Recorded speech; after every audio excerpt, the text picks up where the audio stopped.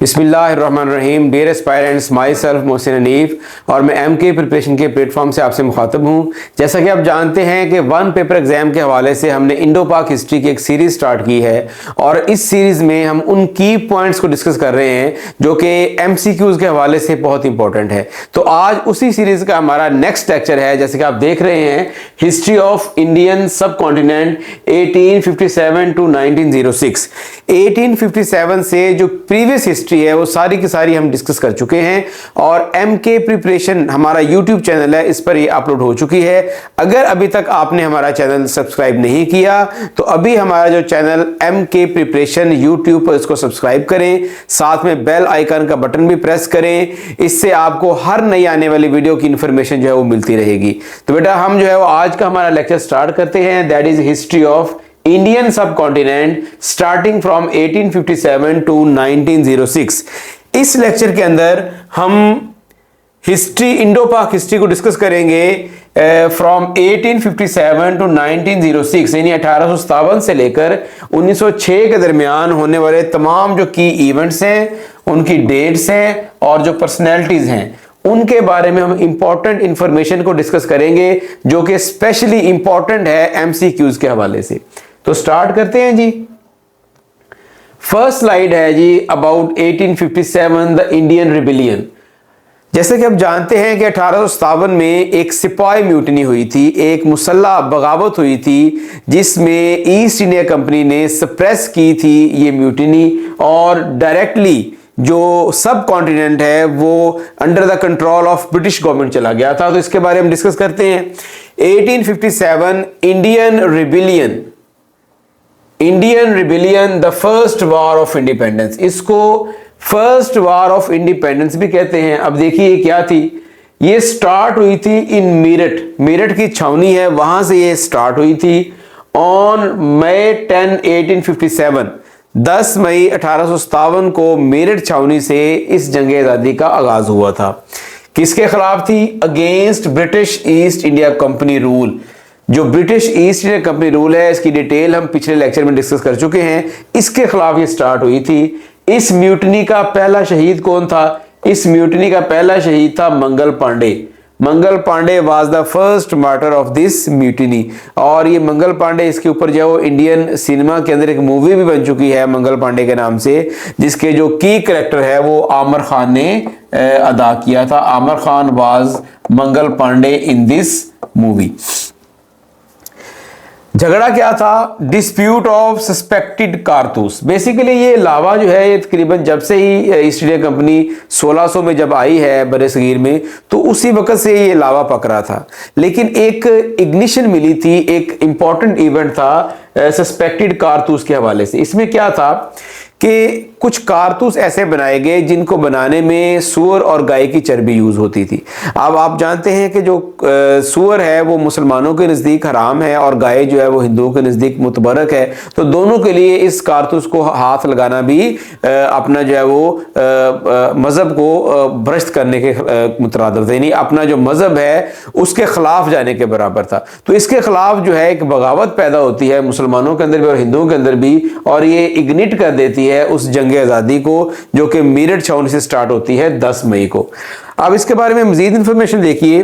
Last जो Mughal emperor थे that was Bahadur Shah Zafar, और ये बहादुर शाह जफर 2 थे। एक बहादुर शाह जफर पहले भी गुजर चुके हैं मुगल बादशाह, जिन जो कि औरंगजेब के बाद जो है वो बादशाह बने थे।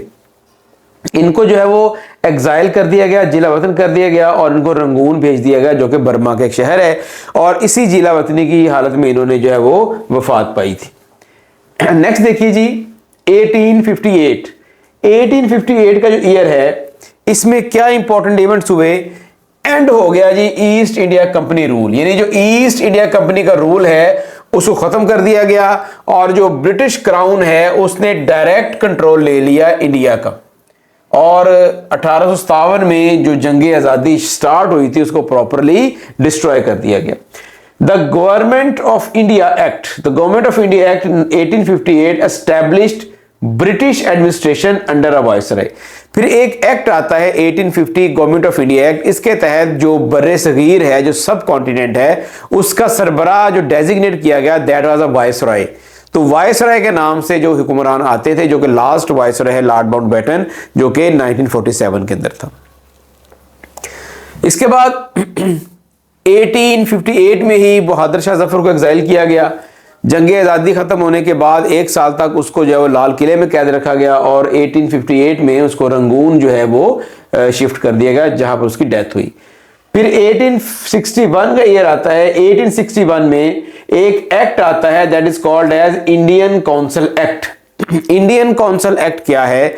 इंडियन काउंसिल एक्ट बेसिकली एक एक्ट था जिसके अंदर इंडियंस को एक लिमिटेड रिप्रेजेंटेशन दी गई थी लेजिस्लेटिव काउंसिल्स के अंदर, यानी हुकूमत के अंदर एक लिमिटेड जो है वो उनको रिप्रेजेंटेशन दी गई थी।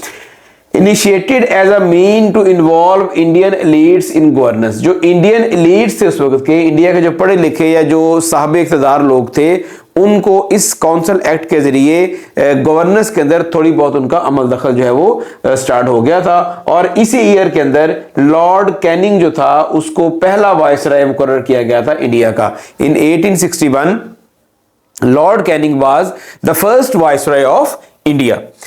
नेक्स्ट देखें 1869, ये ईयर भी बड़ा इंपॉर्टेंट है। 2 अक्टूबर 1869 को एक मशहूर पॉलिटिकल लीडर हैं बरसगीर के, महात्मा गांधी, जिनकी बड़ी स्ट्रगल है इंडियन इंडिपेंडेंस के अंदर। ये गुजरात के शहर पोरबंदर में पैदा हुए थे। पोरबंदर में ये पैदा हुए थे और इनकी जिंदगी का कुछ हिस्सा जो है वो साउथ अफ्रीका में भी गुजरा और फिर ये वापस जो है इंडिया आए और इन्होंने जो है वो तहरीक आज़ादी में हिस्सा लिया।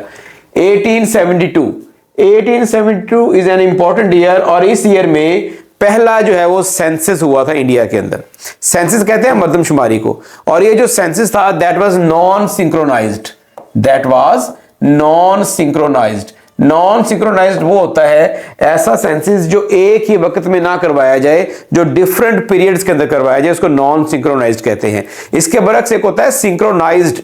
सिंक्रोनाइज्ड कहते हैं ऐसा सेंसस जो बैक वक्त पूरे हिंदुस्तान में करवाया जाए, उसको सिंक्रोनाइज्ड कहते हैं। तो जो 1872 है ये पहला सिंक्रोनाइज्ड सेंसस का ईयर है। British conducted the first ever census assessing the population demographics across the India। किसने कंडक्ट करवाया? Lord mu. लॉर्ड म्यू जो है ये बड़ा इंपॉर्टेंट पर्सनैलिटी है, इसके बारे में 2-3 इंफॉर्मेशन नोट कर ले।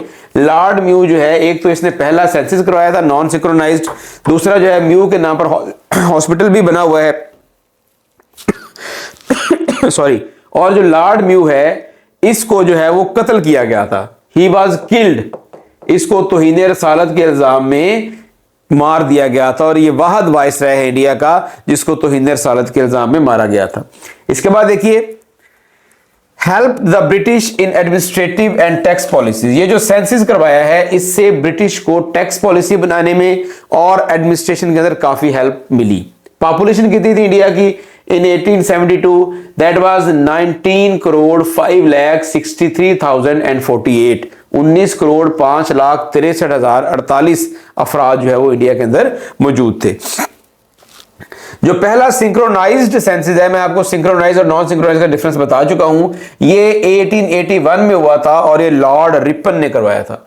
Lord Ripon was the person who conducted the first synchronized census in India in 1881। Next देखें 1876। अब ये ईयर बहुत इंपॉर्टेंट है। इस ईयर के अंदर क्वीन विक्टोरिया जो है उसने प्रोक्लेम कर लिया था अपने आप को एम्प्रेस ऑफ इंडिया और उसने अनाउंस कर दिया था कि मैं जो है वो इंडिया की मलिका हूँ, इंडिया भी मेरी मलकियत में शामिल है। और ये जो ताजपोशी की एक ऑफिशियल जो है वो अनाउंसमेंट, एक तकरीब भी हुई थी दिल्ली के अंदर जिसमें मुख्तलिफ गवर्नमेंट के नुमाइंदगान और नोटेबल ने इसके अंदर जो है वो शिरकत की थी। नेक्स्ट देखें 1875। ये बहुत इंपॉर्टेंट ईयर है मुसलमानों के हवाले से क्योंकि इस साल के अंदर जो है वो सर सैयद अहमद खान की जो है वो जो कोशिशें हैं जो उन्होंने मुसलमानों को तालीम के मैदान में आगे लाने के लिए की थी, उस हवाले से बड़ा इंपॉर्टेंट साल है। 1875 में उन्होंने मदरसातुल उलूम मुसलमानान हिंद, मदरसातुल उलूम मुसलमानान हिंद 1875 में उन्होंने जो है वो स्टैब्लिश किया था। ये मदरसा जो है फिर इसको 1877 में एमएओ कॉलेज का दर्जा दे दिया गया और यही जो एमएओ कॉलेज है फिर बाद में अलीगढ़ मुस्लिम यूनिवर्सिटी बना और 1920 में जो है वो इसको यूनिवर्सिटी का दर्जा दिया गया। तो ये डेट्स बड़ी इंपॉर्टेंट है, टाइम एंड अगेन ये एमसीक्यूज के अंदर पूछी जा चुकी हैं। 1885 एक और इंपॉर्टेंट इवेंट आता है यहां पर। 1885 में फॉर्मेशन होती है इंडियन नेशनल कांग्रेस की। इंडियन नेशनल कांग्रेस को 1885 के अंदर जो बनाया गया, इसकी थोड़ी सी हिस्ट्री देख लें। किसने बनाया? Founded by Allan Octavian Hume. ये एक अंग्रेज था जिसने 28 दिसंबर सन 1885 को एक कॉलेज है Gokuldas Tejpal Sanskrit college, Gokuldas Tejpal Sanskrit college, GTS college, कहां पर वाक़ है? मुंबई के अंदर। तो मुंबई के अंदर 18 दिसंबर 1885 को ए.ओ. हयूम ने जो है वो फाउंड किया था इस इंडियन नेशनल कांग्रेस को। मकसद क्या था? To provide a platform for Indians to voice their grievances against British rule. Government के खिलाफ जो भी उनके तहफ़्फ़ुज़ात हैं वो उसको अपने इस प्लेटफॉर्म के जरिए गवर्नमेंट तक पहुंचा सकते हैं। यानी ये एक बरसगीर के लोगों की एक सियासी जदोजहद का आप आगाज कह सकते हैं। Hume assumed office as Secretary General. A.O. Hume was the first Secretary General of this political organization और जो इसका पहला सदर था उसका नाम था वोमेश चंद्र बनर्जी ऑफ कलकत्ता। कलकत्ता के रहने वाले थे वोमेश चंद्र बनर्जी, वो इसके पहले जो है वो सदर मुंतखब हुए थे। इसके बाद देखिए ईयर है 1888। ये साल मुसलमानों के लिए फिर बहुत इंपॉर्टेंट है क्योंकि कांग्रेस के बढ़ते हुए असर सूख को कट डाउन करने के लिए सर सैयद अहमद खान ने एक तंजीम बनाई जिसका नाम था यूनाइटेड पेट्रियोटिक एसोसिएशन। इसका मकसद ये था कि मुसलमानों और अंग्रेज़ों के दरमियान जो गैप है उसको कम किया जा सके और मुसलमानों के अंदर भी एक सियासी बेदारी पैदा की जा सके। Founded by Sir Syed Ahmed Khan, और इसका मकसद क्या था? To foster loyalty among Muslims toward the British. यानी ये साबित किया जा सके कि मुसलमान भी ब्रिटिश गवर्नमेंट के उतने ही वफादार हैं जितने के हिंदू हैं और उनको भी उतने ही राइट्स मिलने चाहिए जितने के हिंदुओं को मिल रहे हैं। इसके बाद इसने काउंटर किया इंडियन नेशनल कॉन्फ्रेंस को और मुसलमानों के दरमियान ये जमात बड़ी मकबूल हुई और मुसलमान जो थे वो अपनी सियासी जदोजहद का आगाज जो थे वो यूनाइटेड पेट्रियोटिक एसोसिएशन से करते थे। नेक्स्ट है जी 1892। अब यहां पर एक अमेंडमेंट आती है जो 1861 में काउंसिल एक्ट पास हुआ था। उसमें एक अमेंडमेंट आती है कि उसमें जो उसका रोल है उसका इंडियन नेशनल्स का, उसको एक्सपेंड किया गया। यानी उसकी जो रिप्रेजेंटेशन है वो लेजिस्लेटिव काउंसिल्स के अंदर भी बनाई गई और उनको लिमिटेड पावर्स दे दी गई कि वो जो बजट है गवर्नमेंट का उसको भी डिस्कस कर सकते हैं। यानी उनको मजीद फ्रीडम मिली, मजीद पॉलिटिकल स्पेस और मजीद फ्रीडम मिली in the 1892 Indian council act amendment के अंदर। नेक्स्ट देखें 1893 जो है start of Gandhi civil rights movement in South Africa. Gandhi ji ने जो है वो साउथ अफ्रीका में अपनी सिविल मूवमेंट्स जो है ह्यूमन राइट मूवमेंट्स उसका आगाज किया जो कि बेस था उनके पॉलिटिकल कैरियर का और बाद में फिर वो इंडिया आ गए और यहाँ पर आकर उन्होंने जद्दोजहद आज़ादी का आगाज किया। 1899 ये ईयर इंपॉर्टेंट इसलिए है क्योंकि इस ईयर में लॉर्ड कुर्जन जो है उनको अपॉइंट किया गया as viceroy of India. He was appointed as Viceroy of India, implemented various administrative reforms known for his imperialistic policies, focused on strengthening British control in India, especially in the border areas. वैसे भी जितने भी वाइसरायज आते हैं India के अंदर उनका main purpose ये होता था कि वो ब्रिटिश जो गवर्नमेंट है उसको स्ट्रॉन्ग कर सके, तो इसने भी जो है वो सेम वही काम किया और इसमें एक एडिशनल काम ये की कि बॉर्डर्स की सूरत हाल को इसने कंट्रोल किया। नेक्स्ट है 1901। अब 1901 ईयर इसलिए इंपॉर्टेंट है कि इस साल जो है एक नया सूबा बना, formation of north west frontier province NWFP। ये सूबा बाद में पाकिस्तान में शामिल हुआ जिसको आज हम KPK कहते हैं, खैबर पख्तूनख्वा। तो ये जो सूबा बना था नॉर्थ वेस्ट फ्रंटियर प्रोविंस के हवाले से ये 1901 में बना था और जिस वाइसराय ने इसको बनाया था उसका नाम था लॉर्ड कुर्जन।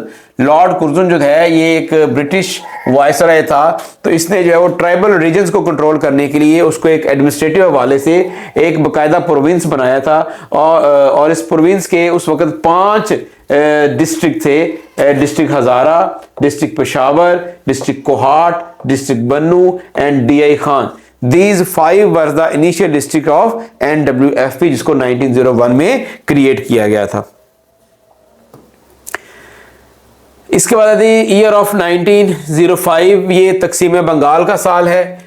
इस साल में बंगाल की तकसीम हुई थी। बंगाल जो है वो बेसिकली बहुत बड़ा है, इसके दो हिस्से हैं, एक ईस्ट और एक वेस्ट बंगाल। ईस्ट बंगाल में मुस्लिम मेजोरिटी है और जो वेस्ट बंगाल है इसमें हिंदू मेजोरिटी है। तो अंग्रेज ने क्या किया, इसको एडमिनिस्ट्रेटिव हवाले से ईस्ट बंगाल में और वेस्ट बंगाल में जो है वो डिवाइड कर दिया। लेकिन ये डिवीजन जो थी वो हिंदुओं के खिलाफ थी, क्योंकि उसकी मोनोपोली उनकी खत्म होती थी, तो इस वजह से जो है वो इसके खिलाफ बड़ा शदीद रद्द-ए-अमल आया।